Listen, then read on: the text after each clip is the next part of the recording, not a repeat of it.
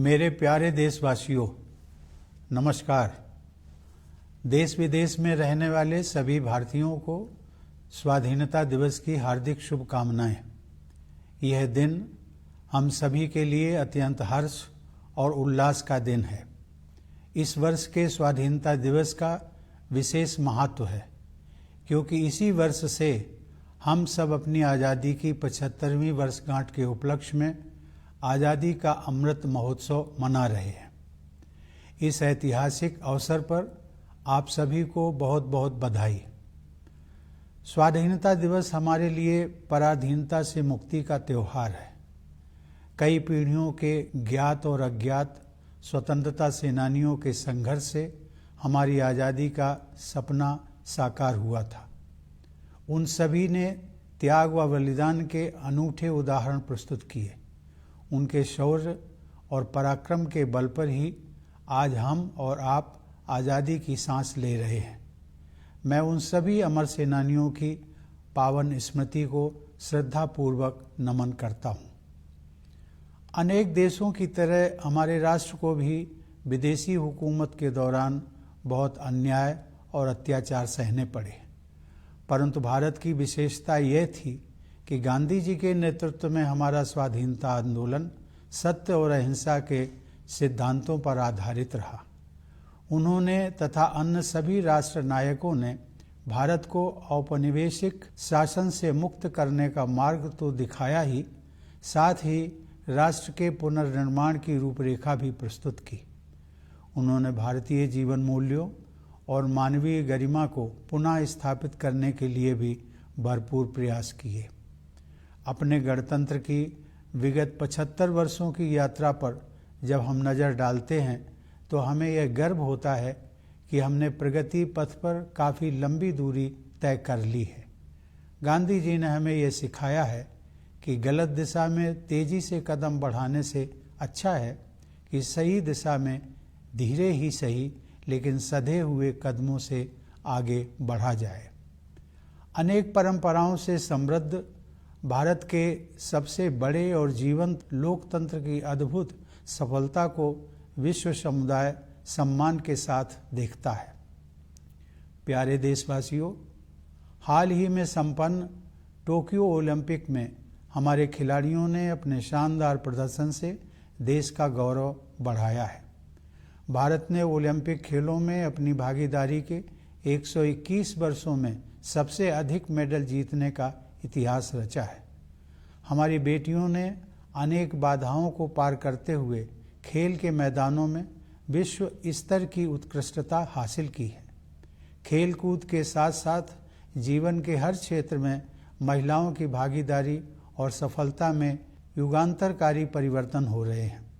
उच्च शिक्षण संस्थानों से लेकर सशस्त्र बलों तक, प्रयोगशालाओं से लेकर खेल के मैदानों तक हमारी बेटियां अपनी अलग पहचान बना रही हैं। बेटियों की इस सफलता में मुझे भविष्य के विकसित भारत की झलक दिखाई देती है। मैं हर माता पिता से आग्रह करता हूं कि वे ऐसी होनहार बेटियों के परिवारों से शिक्षा लें और अपनी बेटियों को भी आगे बढ़ने के अवसर प्रदान करें। पिछले साल की तरह महामारी के कारण इस वर्ष भी स्वतंत्रता दिवस समारोह बड़े पैमाने पर नहीं मनाए जा सकेंगे, लेकिन हम सबके हृदय में हरदम भरपूर उत्साह बना हुआ है। हालांकि महामारी की तीव्रता में कमी आई है, लेकिन कोरोना वायरस का प्रभाव अभी समाप्त नहीं हुआ है। इस वर्ष आई महामारी की दूसरी लहर के विनाशकारी प्रभाव से हम अभी तक उबर नहीं पाए हैं। पिछले वर्ष सभी लोगों के असाधारण प्रयासों के बल पर हम संक्रमण के प्रसार पर काबू पाने में सफल रहे थे। हमारे वैज्ञानिकों ने बहुत ही कम समय में वैक्सीन तैयार करने का कठिन काम संपन्न कर लिया।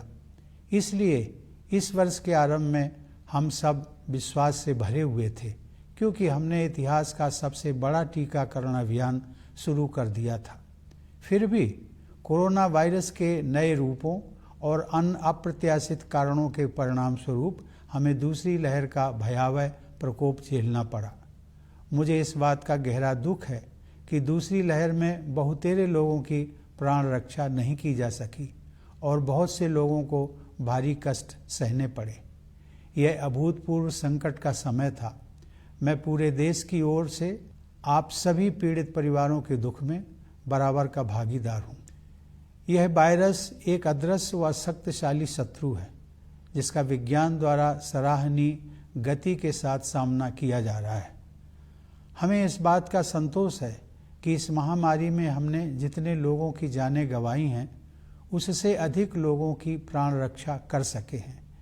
एक बार फिर हम अपने सामूहिक संकल्प के बल पर ही दूसरी लहर में कमी देख पा रहे हैं।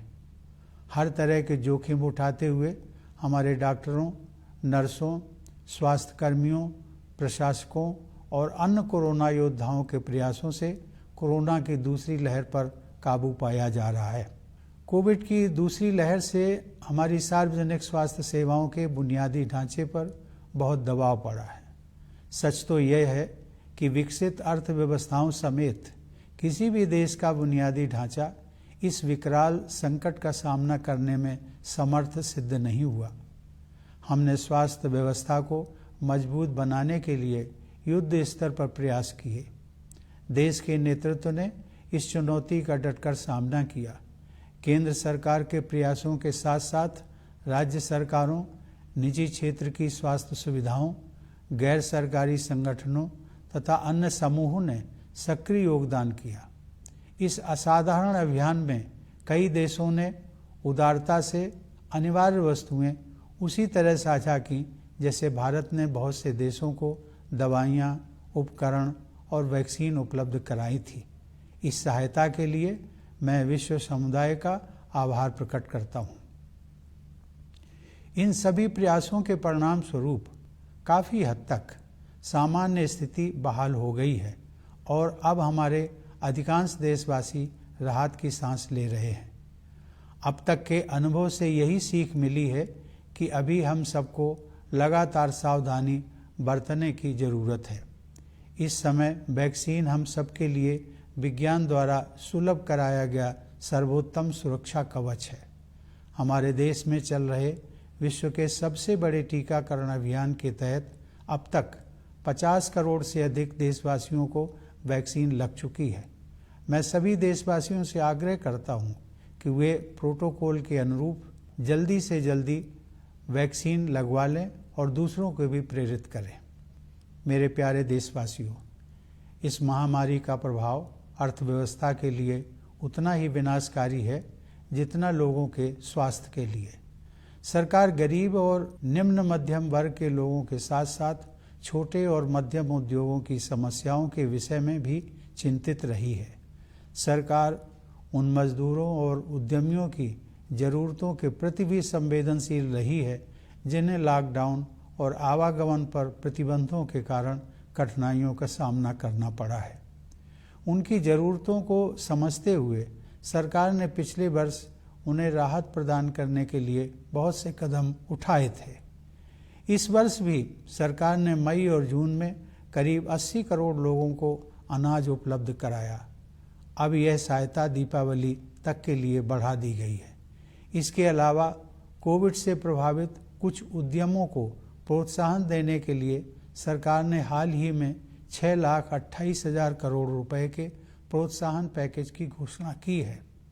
यह तथ्य विशेष रूप से संतोषजनक है कि चिकित्सा सुविधाओं के विस्तार के लिए एक वर्ष की अवधि में ही 23,220 करोड़ रुपए खर्च किए जा रहे हैं।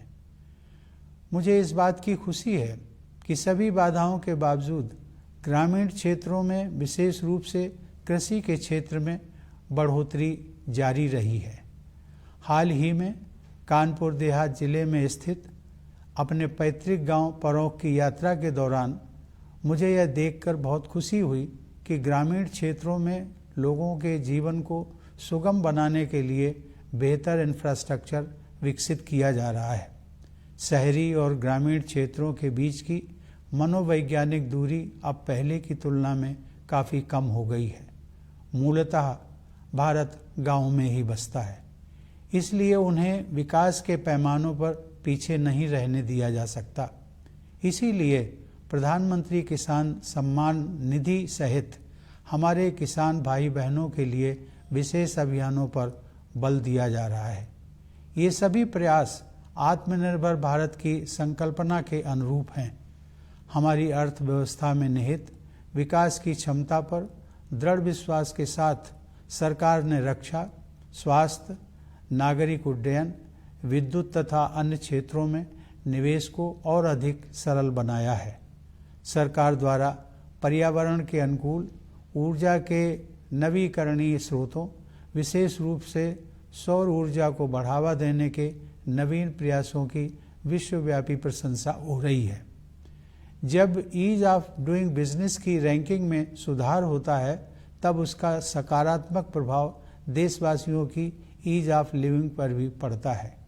इसके अलावा जन कल्याण की योजनाओं पर विशेष जोर दिया जा रहा है। उदाहरण के लिए 70,000 करोड़ रुपए की क्रेडिट लिंक्ड सब्सिडी योजना की बदौलत अपना खुद का घर होने का सपना अब साकार हो रहा है। एग्रीकल्चरल मार्केटिंग में किए गए अनेक सुधारों से हमारे अन्नदाता किसान और भी सशक्त होंगे और उन्हें अपने उत्पादों की बेहतर कीमत प्राप्त होगी। सरकार ने प्रत्येक देशवासी की क्षमता को विकसित करने के लिए अनेक कदम उठाए हैं, जिनमें से कुछ का ही उल्लेख मैंने किया है। प्यारे देशवासियों, अब जम्मू कश्मीर में नव जागरण दिखाई दे रहा है।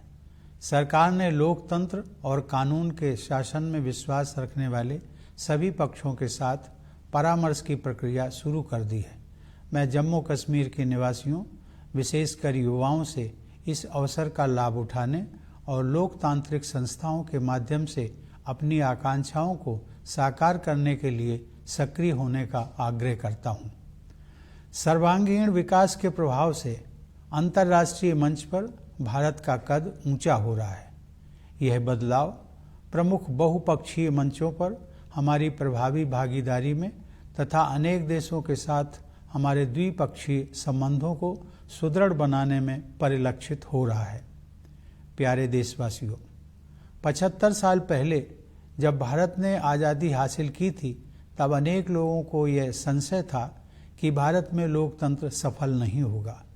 ऐसे लोग शायद इस तथ्य से अनभिज्ञ थे कि प्राचीन काल में लोकतंत्र की जड़ें इसी भारत भूमि में पुष्पित पल्लवित हुई थी। आधुनिक युग में भी भारत बिना किसी भेदभाव के सभी वयस्कों को मताधिकार देने में अनेक पश्चिमी देशों से आगे रहा। हमारे राष्ट्र निर्माताओं ने जनता के विवेक में अपनी आस्था व्यक्त की और हम भारत के लोग अपने देश को एक शक्तिशाली लोकतंत्र बनाने में सफल रहे हैं। हमारा लोकतंत्र संसदीय प्रणाली पर आधारित है, अतः संसद हमारे लोकतंत्र का मंदिर है, जहां जनता की सेवा के लिए महत्वपूर्ण मुद्दों पर वाद विवाद, संवाद और निर्णय करने का सर्वोच्च मंच हमें उपलब्ध है। यह सभी देशवासियों के लिए बहुत गर्व की बात है कि हमारे लोकतंत्र का यह मंदिर निकट भविष्य में ही एक नए भवन में स्थापित होने जा रहा है। यह भवन हमारी रीति और नीति को अभिव्यक्त करेगा। इसमें हमारी विरासत के प्रति सम्मान का भाव होगा और साथ ही समकालीन विश्व के साथ कदम मिलाकर चलने की कुशलता का प्रदर्शन भी होगा। स्वतंत्रता की 75वीं वर्षगांठ के अवसर पर इस नए भवन के उद्घाटन को विश्व के सबसे बड़े लोकतंत्र की विकास यात्रा में एक ऐतिहासिक प्रस्थान बिंदु माना जाएगा। सरकार ने इस विशेष वर्ष को स्मरणीय बनाने के लिए कई योजनाओं का शुभारंभ किया है। गगनयान मिशन उन अभियानों में विशेष महत्व रखता है। इस मिशन के तहत भारतीय वायुसेना के कुछ पायलट विदेश में प्रशिक्षण प्राप्त कर रहे हैं। जब वे अंतरिक्ष में उड़ान भरेंगे तो भारत मानव युक्त अंतरिक्ष मिशन को अंजाम देने वाला दुनिया का चौथा देश बन जाएगा। इस प्रकार हमारी आकांक्षाओं की उड़ान किसी प्रकार की सीमा में बंधने वाली नहीं है। फिर भी हमारे पैर यथार्थ की ठोस जमीन पर टिके हुए हैं। हमें यह एहसास है कि आज़ादी के लिए मर मिटने वाले स्वाधीनता सेनानियों के सपनों को साकार करने की दिशा में हमें अभी काफ़ी आगे जाना है। वे सपने हमारे संविधान में न्याय, स्वतंत्रता, समता और बंधुता, इन 4 सार गर्भित शब्दों द्वारा स्पष्ट रूप से समाहित किए गए हैं। असमानता से भरी विश्व व्यवस्था में और अधिक समानता के लिए तथा अन्यायपूर्ण परिस्थितियों में और अधिक न्याय के लिए दृढ़ता पूर्वक प्रयास करने की आवश्यकता है। न्याय की अवधारणा बहुत व्यापक हो गई है, जिसमें आर्थिक और पर्यावरण से जुड़ा न्याय भी शामिल है। आगे की राह बहुत आसान नहीं है, हमें कई जटिल और कठिन पड़ाव पार करने होंगे, लेकिन हम सबको असाधारण मार्गदर्शन उपलब्ध है। यह मार्गदर्शन विभिन्न स्रोतों से हमें मिलता है। सदियों पहले के ऋषि मुनियों से लेकर आधुनिक युग के संतों और राष्ट्र नायकों तक हमारे मार्गदर्शकों की अत्यंत समृद्ध परंपरा की शक्ति हमारे पास है। अनेकता में एकता की भावना के बल पर हम दृढ़ता से एक राष्ट्र के रूप में आगे बढ़ रहे हैं। विरासत में मिली हमारे पूर्वजों की जीवन दृष्टि इस सदी में न केवल हमारे लिए बल्कि पूरे विश्व के लिए सहायक सिद्ध होगी। आधुनिक औद्योगिक सभ्यता ने मानव जाति के सम्मुख गंभीर चुनौतियां खड़ी कर दी हैं। समुद्रों का जल स्तर बढ़ रहा है, ग्लेशियर पिघल रहे हैं और पृथ्वी के तापमान में वृद्धि हो रही है। इस प्रकार जलवायु परिवर्तन की समस्या हमारे जीवन को प्रभावित कर रही है। हमारे लिए गर्व की बात है कि भारत ने न केवल पेरिस जलवायु समझौते का पालन किया है, बल्कि जलवायु की रक्षा के लिए तय की गई प्रतिबद्धता से भी अधिक योगदान कर रहा है। फिर भी मानवता को विश्व स्तर पर अपने तौर तरीके बदलने की सख्त जरूरत है। इसीलिए भारतीय ज्ञान परंपरा की ओर दुनिया का रुझान बढ़ता जा रहा है। ऐसी ज्ञान परंपरा जो वेदों और उपनिषदों के रचनाकारों द्वारा निर्मित की गई, रामायण और महाभारत में वर्णित की गई, भगवान महावीर, भगवान बुद्ध तथा गुरु नानक द्वारा प्रसारित की गई और महात्मा गांधी जैसे लोगों के जीवन में परिलक्षित हुई।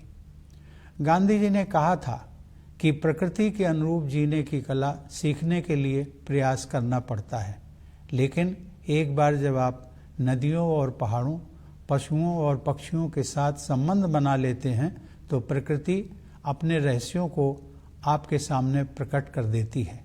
आइए हम संकल्प लें कि गांधी जी के इस संदेश को आत्मसात करेंगे और जिस भारत भूमि पर हम रहते हैं उसके पर्यावरण के संरक्षण के लिए त्याग भी करेंगे। हमारे स्वतंत्रता सेनानियों में देश प्रेम और त्याग की भावना सर्वोपरि थी। उन्होंने अपने हितों की चिंता न करते हुए हर प्रकार की चुनौतियों का सामना किया। मैंने देखा है कि कोरोना के संकट का सामना करने में भी लाखों लोगों ने अपनी परवाह न करते हुए मानवता के प्रति निस्वार्थ भाव से दूसरों के स्वास्थ्य और प्राणों की रक्षा के लिए भारी जोखिम उठाए हैं। ऐसे सभी कोविड योद्धाओं की मैं हृदय से सराहना करता हूँ। अनेक कोविड योद्धाओं को अपनी जान भी गंवानी पड़ी है। मैं उन सब की स्मृति को नमन करता हूँ। हाल ही में कारगिल विजय दिवस के उपलक्ष्य में मैं लद्दाख स्थित कारगिल युद्ध स्मारक द्रास में अपने बहादुर जवानों को श्रद्धांजलि देने के लिए जाना चाहता था, लेकिन रास्ते में मौसम खराब हो जाने की वजह से मेरा उस स्मारक तक जाना संभव नहीं हो पाया। वीर सैनिकों के सम्मान में उस दिन मैंने बारामूला में डैगर वार मेमोरियल पर शहीदों को श्रद्धांजलि अर्पित की। वह मेमोरियल उन सभी सैनिकों की स्मृति में बनाया गया है जिन्होंने अपने कर्तव्य पथ पर सर्वोच्च बलिदान दिया है। उन जाबाज योद्धाओं की वीरता और त्याग की सराहना करते हुए मैंने देखा कि उस युद्ध स्मारक में एक आदर्श वाक्य अंकित है, मेरा हर काम देश के नाम। यह आदर्श वाक्य हम सभी देशवासियों को मंत्र के रूप में आत्मसात कर लेना चाहिए तथा राष्ट्र के विकास के लिए पूरी निष्ठा व समर्पण से कार्य करना चाहिए। मैं चाहूँगा कि राष्ट्र और समाज के हित को सर्वोपरि रखने की इसी भावना के साथ हम सभी देशवासी भारत को प्रगति के पथ पर आगे ले जाने के लिए एकजुट हो जाएं। मेरे प्यारे देशवासियों, मैं विशेष रूप से भारतीय सशस्त्र बलों के वीर जवानों की सराहना करता हूं, जिन्होंने हमारी स्वतंत्रता की रक्षा की है और आवश्यकता पड़ने पर साहस बलिदान भी दिया है। मैं सभी प्रवासी भारतीयों की भी प्रशंसा करता हूं। उन्होंने जिस देश में भी घर बसाया है, वहां अपनी मातृभूमि की छवि को उज्जवल बनाए रखा है। मैं एक बार फिर आप सभी को भारत के 75वें स्वतंत्रता दिवस की पूर्व संध्या पर बधाई देता हूं। यह वर्षगांठ मनाते हुए मेरा हृदय सहज ही आज़ादी के शताब्दी वर्ष 2047 के सशक्त, समृद्ध और शांतिपूर्ण भारत की परिकल्पना से भरा हुआ है। मैं यह मंगल कामना करता हूं कि हमारे सभी देशवासी कोविड महामारी के प्रकोप से मुक्त हों तथा सुख और समृद्धि के मार्ग पर आगे बढ़ें। एक बार पुनः आप सभी को मेरी शुभकामनाएं। धन्यवाद। जय Hind.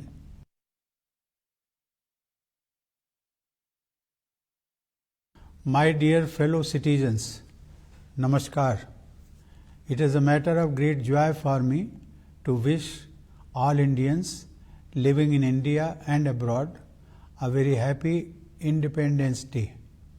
This day has a special significance as it marks the beginning of the 75th year of India's independence, for which Azadi Ka Amrit Mahotsav is being celebrated.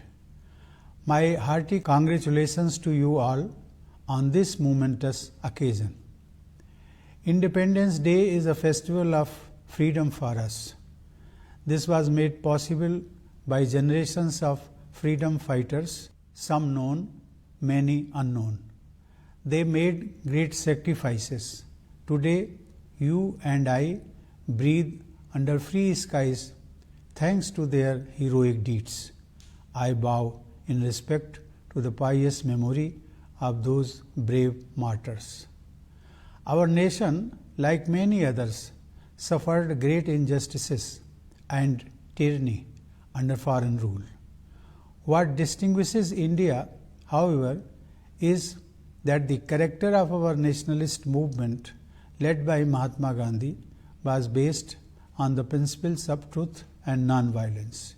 He and all other national heroes provided us with an invaluable blueprint to not only liberate the nation from colonial rule but also to rebuild it.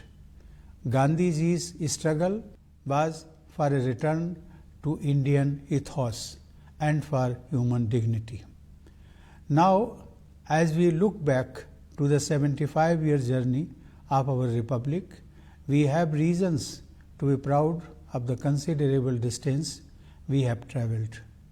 Gandhiji taught us that slow and steady steps in the right direction are preferable to rapid strides in the wrong direction. The world looks up at the miracle of India, home to the plurality of traditions and yet the biggest and most vibrant democracy. Dear fellow citizens, in the recently concluded Tokyo Olympics, our sportspersons have brought laurels to the nation with their stellar performances. India has won the highest number of medals in the 121 years of its participation in the Olympics. Our daughters have achieved world-class excellence in playgrounds, overcoming many adversities. Along with the sports, epoch-making changes are taking place in the participation and success of women in all walks of life. From higher educational institutions to armed forces, from laboratories to playgrounds, our daughters are making their mark. In this success of our daughters, I see a glimpse of a developed India of the future. I urge every parent to learn from the families of such promising daughters and provide opportunities to their daughters also to explore avenues of growth. Like last year, this year too, the scale of Independence Day celebration may have been reduced due to pandemic. Yet, our hearts remain always filled with enthusiasm. The intensity of the pandemic has come down, but the coronavirus has not yet gone away.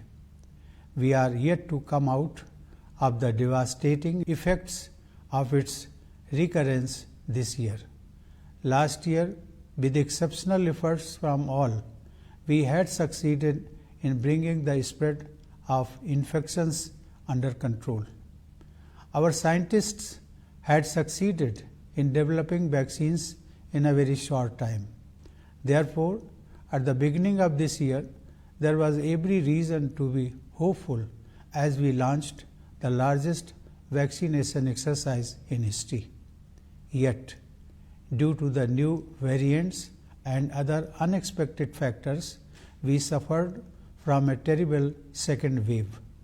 I am deeply sad that many lives could not be saved and many more suffered immensely in this phase of an unprecedented crisis.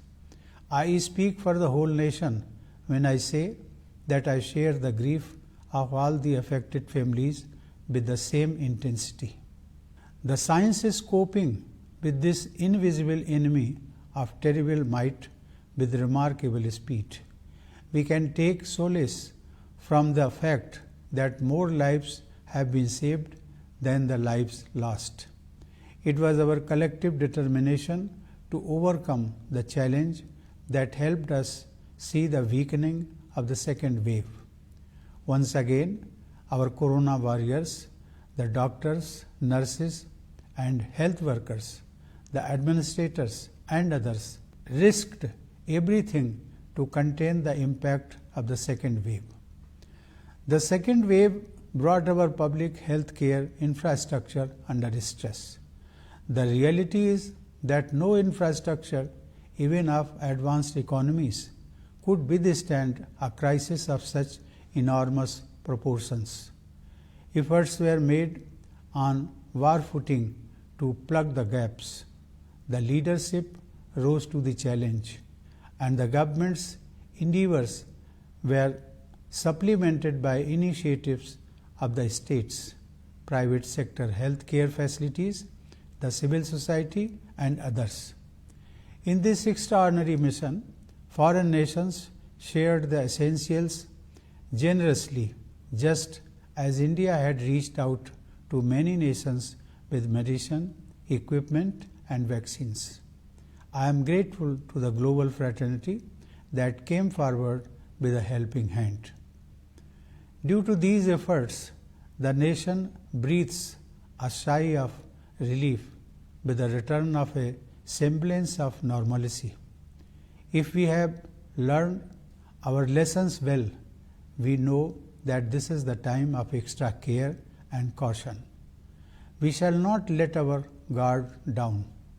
Vaccines are the best possible protection science offers to us. Under the world's biggest vaccination campaign going on in our country, more than 50 crore fellow citizens have been vaccinated so far. I urge all eligible citizens who are yet to get vaccinated to do so at the earliest and also inspire others. Dear fellow citizens, the economic impact of the pandemic is as disastrous as its health impact. The government has been concerned about the lower middle classes and the poor, as well as about the small and medium industries. It has been sensitive to the needs of the laborers and of employers who have been facing hardships due to the lockdowns and movement restrictions. Sensitive to their needs, the government had taken a series of relief measures last year. This year also, the government had distributed food grains to about 80 crore people in May and June. This benefit has been extended till Diwali. Moreover, the government has announced a new stimulus package worth Rs 6,28,000 crore to boost the selected COVID-affected sectors. In particular, it is heartening to note that an amount of Rs 23,220 crore is being spent over 1 year for expansion of medical facilities. It is heartening to note that rural India, particularly the agriculture sector, has kept growing against all odds. In a recent visit to my ancestral village Paronk in Kanpur Dehat district, I was quite pleased to find that better infrastructure is being developed to make life better for people in rural areas. The psychological distance between the urban and the rural is now much less as compared to the past. After all, India lives in its villages, which cannot be allowed to lag behind in development. That is why special campaigns, including the Pradhan Mantri Kisan Samman Nidhi, are being implemented for the welfare of our farmers. These efforts are consistent with the vision of an Atmanirbhar Bharat, a self-reliant India. With abiding faith in the inherent capacity of the economy, the government has further opened up defense, health, civil aviation, power and other sectors. The government's new initiatives to promote eco-friendly renewable sources of energy, particularly solar power, have won praise around the world. If there is an improvement in the ease of doing business, it has a positive impact on the ease of living for all. In addition to these, a special emphasis is being given to public welfare. For example, the dream of having a home of one's own is being realized thanks to the Rs 70,000 crore credit-linked subsidy scheme.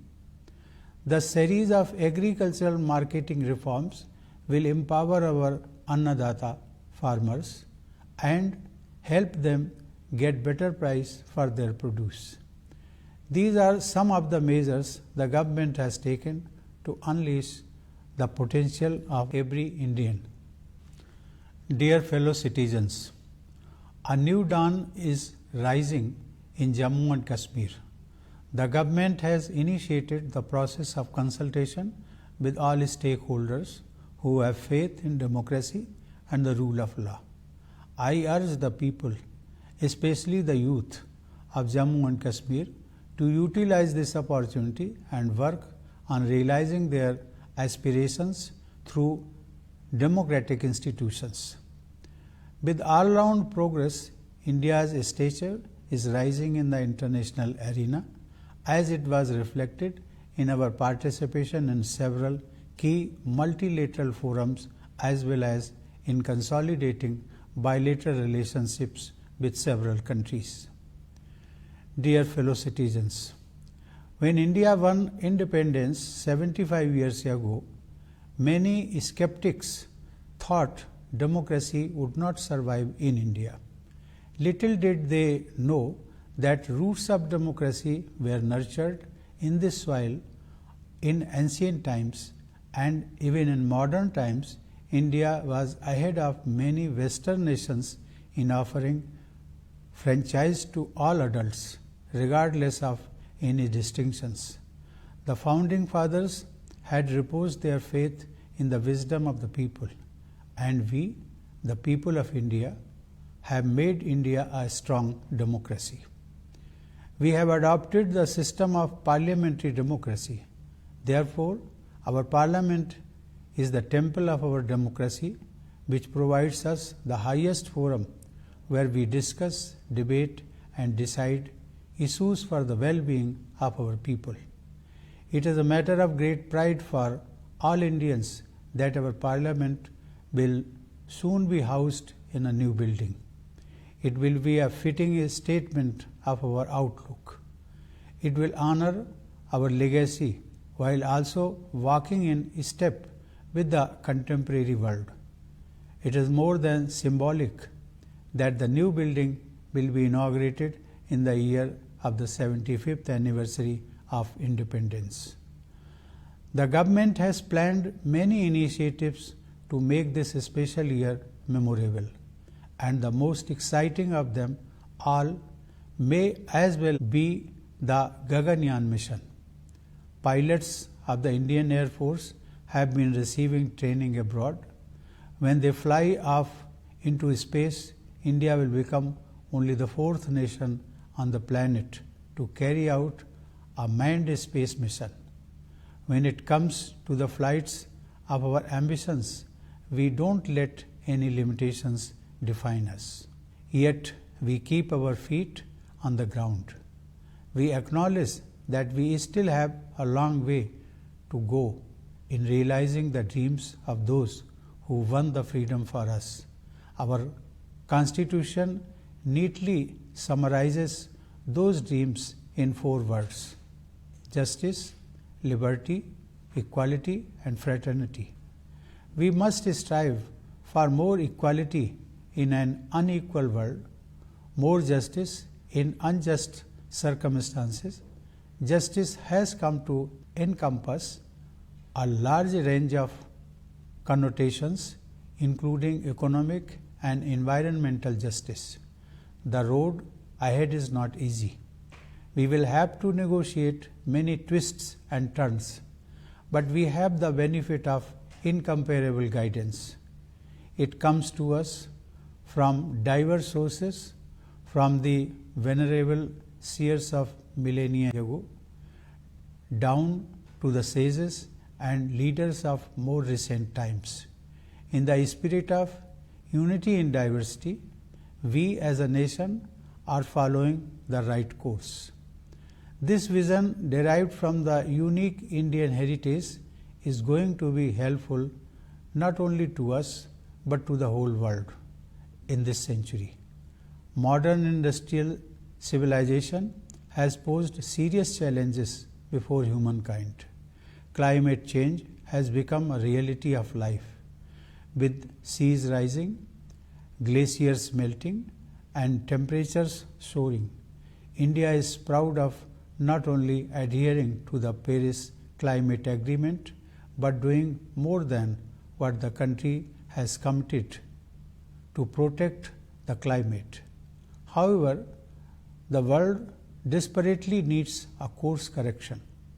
This is why the world is increasingly turning to the wisdom of India, as created by the authors of the Vedas and Upanishads, as depicted in the Ramayana and Mahabharata, as taught by Lord Mahavira, Lord Buddha, and Guru Nanak, and as reflected in the lives of the likes of Mahatma Gandhi.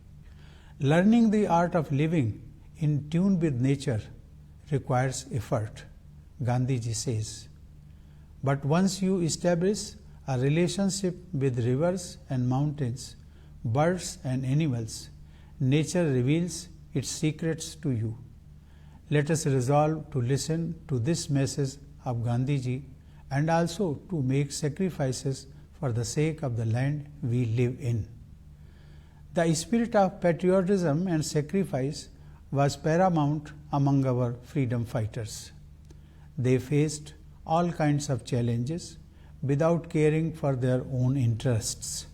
I have seen that in the face of corona crisis, lakhs of people have taken enormous risks to protect others with the spirit of selfless service for humanity.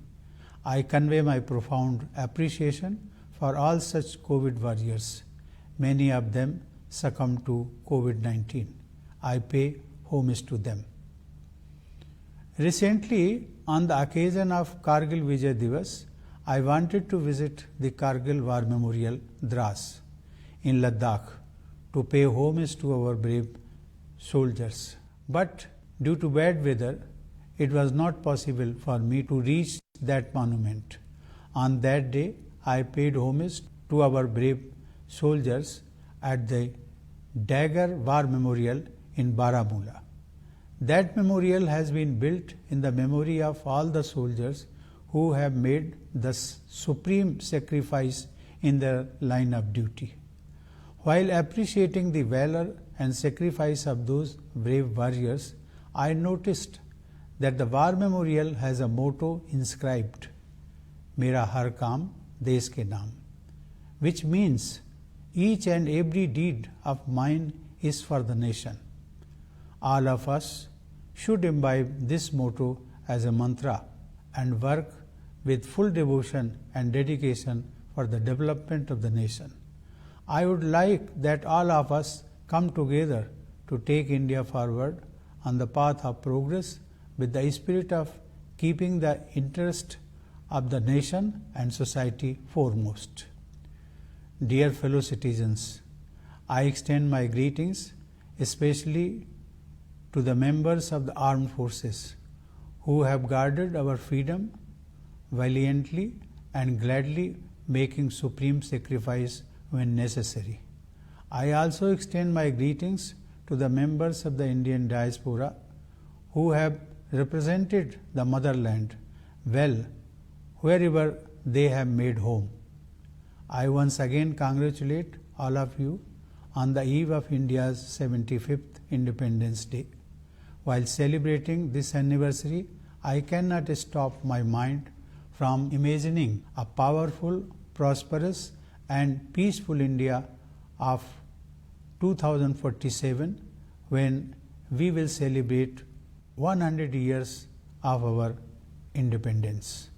I wish that all our people come out of the difficulties caused by the COVID pandemic and move ahead on the path of happiness and prosperity. Once again, my best wishes to all of you. Thank you. Jai Hind.